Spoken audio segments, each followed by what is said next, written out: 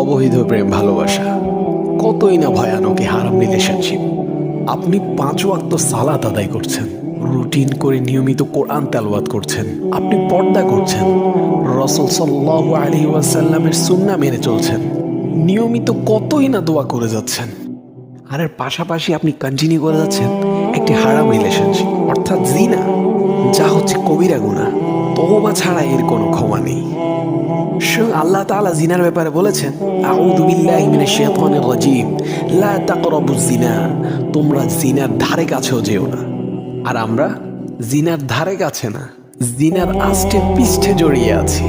শেষ পর্যন্ত হারাম রিলেশনে থাকা মানুষটিকে জীবনসঙ্গী হিসেবে পাবেন কিনা তারও কোনো নিশ্চয়তা নেই। অধিকাংশ হারাম সম্পর্কের শেষ পরিণতি বিচ্ছেদ অথবা ধোঁকা, অথচ পাপগুলো আপনার আমলনামায় থেকেই যাবে।